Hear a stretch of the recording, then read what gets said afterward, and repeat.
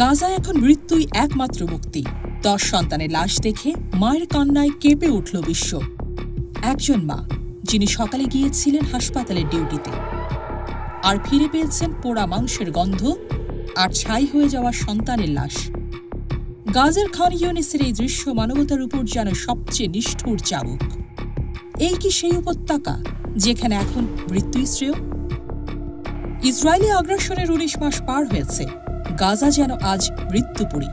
গত মার্চ থেকে ইসরায়েল পুরো গাজা উপত্যকাকে ঘিরে রেখেছিল এক অন্ধকার ঘেরাটোপে। খাদ্য নেই, পানি নেই, ওষুধও নেই।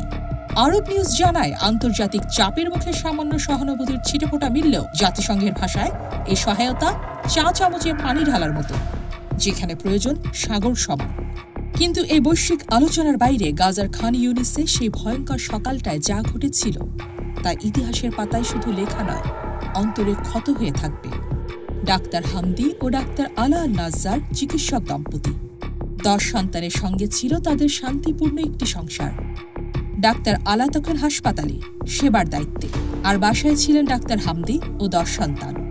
একটি ইসরায়েলি বিমান হানা দিল, সবকিছু মাটির সঙ্গে মিশে গেল।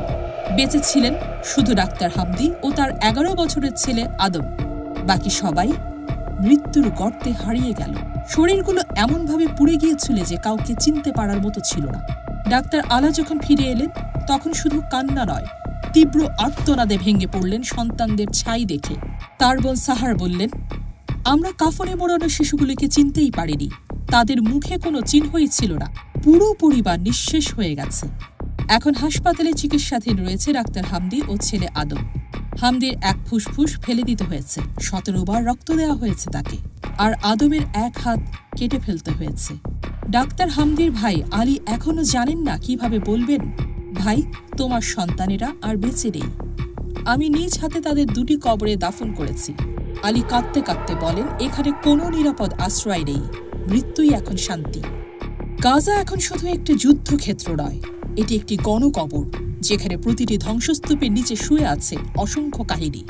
ডাক্তার আলা কিংবা ছোট আদম শুধু নাম নয়, তারা হলো একটি আত্মচিৎকার যা আজও বিশ্ব শুনছে না, অথচ গাজার আকাশ জুড়ে প্রতিধ্বনি হয়ে বাজছে।